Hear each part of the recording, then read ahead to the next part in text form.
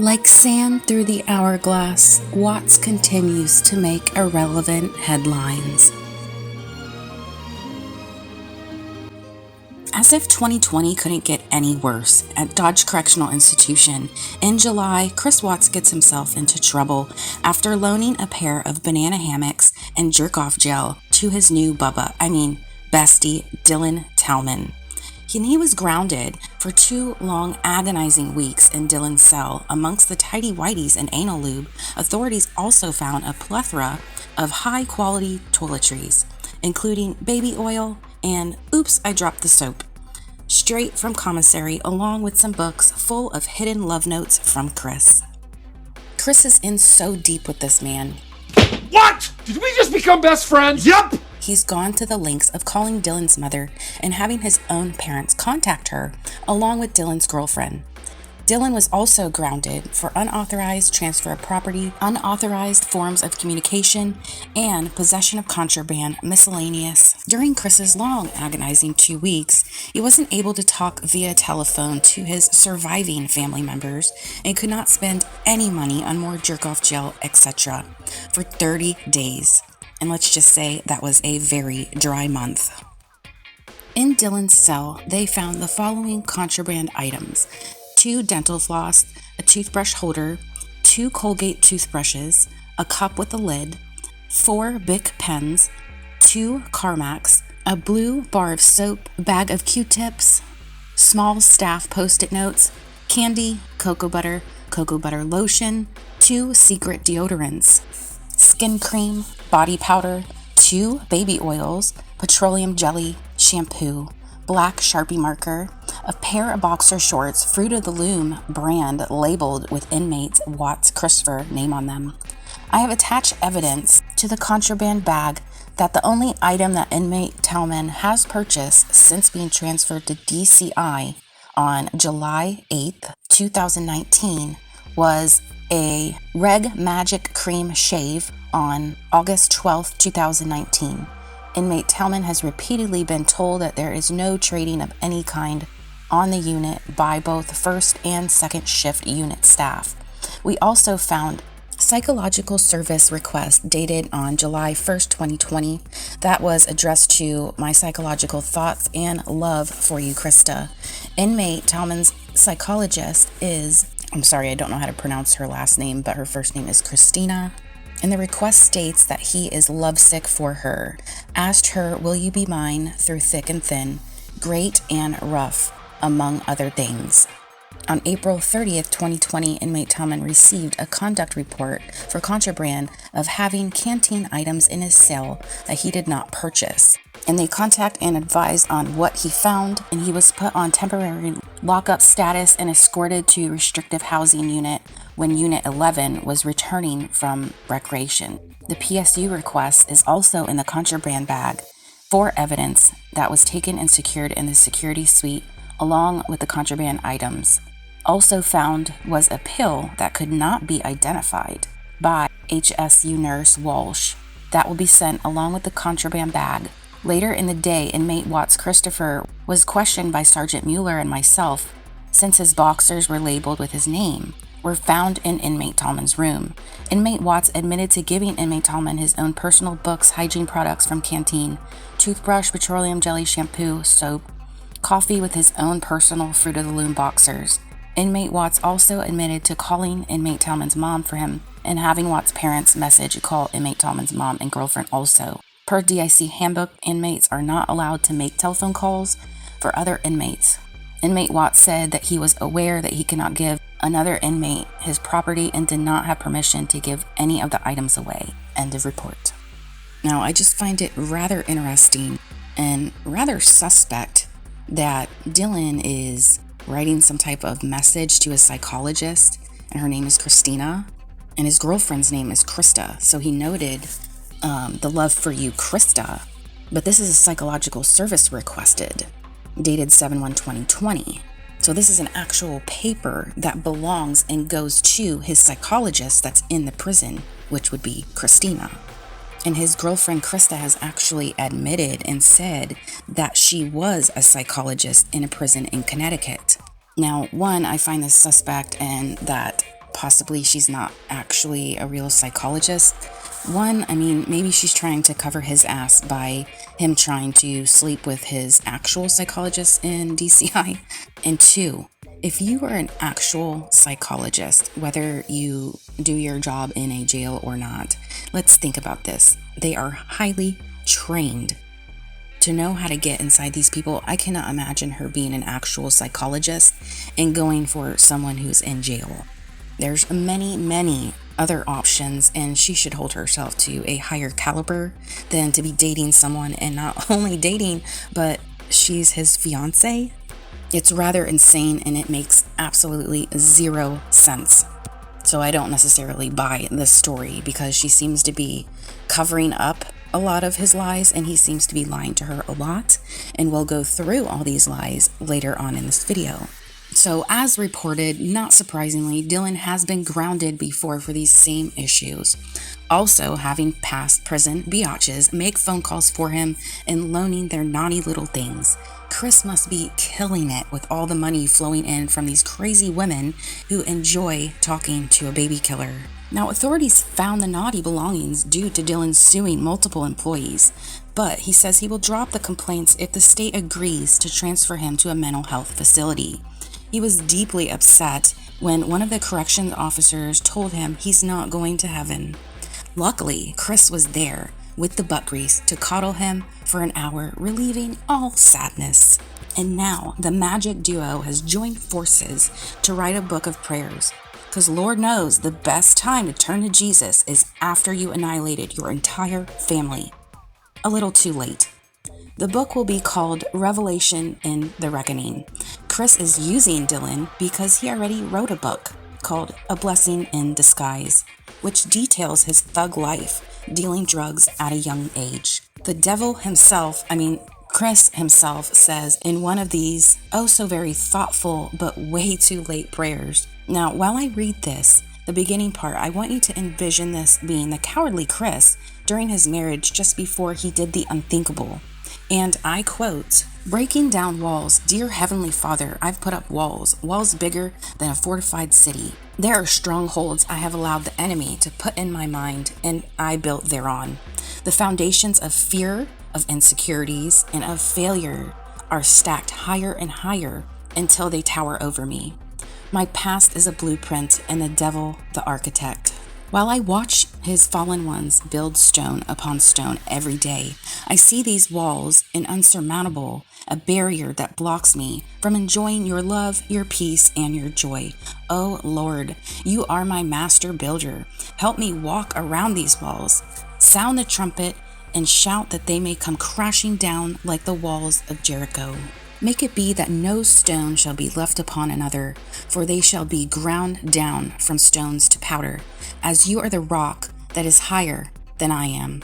You are the chief cornerstone of where my foundation needs to be built, because no storm of the sea can make a house built upon rock move." Now, this is just my own thoughts, but when he says where my foundation needs to be built, that sounds like he still hasn't fully repented to God, like when he said he asked for forgiveness while he was in Colorado Weld County Jail. Oh well, no biggie.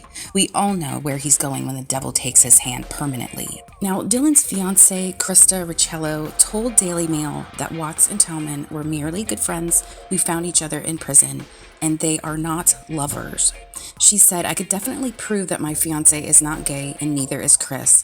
And I don't believe that force of circumstances, because they were locked up, led them to have any sexual contact. Those accusations are just crazy, and I just have to laugh at it." She explained that Watts and her fiancé are now finding life hard in prison following their separation. She lives in East Haven, Connecticut, and is planning to marry career criminal Dylan as soon as he is released from Dodge Correctional Institution in Waupun, Wisconsin. She says, "I know both Chris and Dylan, and I know their relationship. They are friends, they are very close, but that's all it is."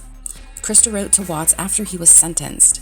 Chris receives so much mail from female admirers, he passed her letter on to his friend Dylan, allegedly in return for a cinnamon bun and a pack of ramen noodles. Krista denies there was any such trade. Krista is a clinical psychologist who specializes in sexual abuse and trauma cases and says she worked inside the Connecticut prison system, but she had to quit due to her lupus, the same disease Shanann suffered from. She is convinced Watts was railroaded into his guilty plea and that he was not involved in the killings of his wife, daughters, and unborn son. She said, "I watched the videos of Chris Watts with his children and his wife. It was really difficult for me to believe clinically that he was capable of committing that crime." She said, "I wrote to him regarding getting the truth out. I told him to keep fighting and to let him know there were people that support him." And she is a regular guest on Armchair Detectives channel, a British YouTube show that pushes the unfounded theory that Watts did not act alone. Dylan wrote her back within a week, and they started a correspondence that led him to proposing over the summer. She now sometimes refers herself as Christina Tellman, although she has not legally changed her name. She said she traveled to Wisconsin to meet Dylan 3 times before COVID pandemic shut down visits. Since then, she has relied on Zoom meetings, phone calls, and more than 100 letters to keep in touch. She says he's delightful, he's just great. He's wonderful, she gushed. "I feel comfortable enough with Dylan to be able to marry him and jump right into a relationship. I've gotten to know him very, very well." She says, "I know Dylan is not gay because of the relationship he and I have. We have talked about what our plans are for the future." Krista is divorced with no children. She said, "I would love to start a family with Dylan. I only have a few years left." She says, "I have no problems with homosexuality at all, but Dylan is heterosexual and Christopher's heterosexual. I can assure you there was no sexual relationship between them. They had adjoining one-man cells inside Dodge. They discovered they could hear each other if they spoke into an electrical outlet in the wall that separated them, which they dubbed the Holy Outlet. And both of them had turned to religion inside the maximum security prison. But they were both placed in separate units of the 1,165 bed lockup after the pair of Watts Fruit of the Loom boxers were found in Dylan's cell, along with several items that Watts had bought from the commissary. It is a breach of prison discipline for one inmate to give the items to another." She says the petroleum jelly is Vaseline. It's definitely not lube, it's Vaseline. The boxers were brand new and clean. They weren't ones that Chris had used. She said the punishment far outweighed the crime. It wasn't any shanks, it wasn't anything sharp, anything dangerous. It was just daily living items. Were they aware they weren't supposed to do that? Of course, but it's hygiene items. It was nothing serious. We all need to brush our teeth. We all need to shower. We need deodorant. We need lotion. We need Q-tips. They're all normal items to have. She said that because Dylan is in the Dodge on probation hold after completing his sentence, he is not allowed to buy his own items from the commissary. However, John Beard, spokesman for Wisconsin Department of Corrections, told Daily Mail that this is not the case. So, it sounds like someone is lying to her. And if he can lie to her about these small things, what else is he lying about? Jerk-off gel, perhaps? She said Chris was trying to help out a friend. They spent 9 months side by side talking through the outlet for 23 hours a day, and they became very friendly. Ew. 9 months of sex talk through a wall? Jerk-off gel? Gross. And she says, one thing about Dylan, he takes forever to get ready. Everything has to match. He has to lotion up. That's why the Vaseline was there.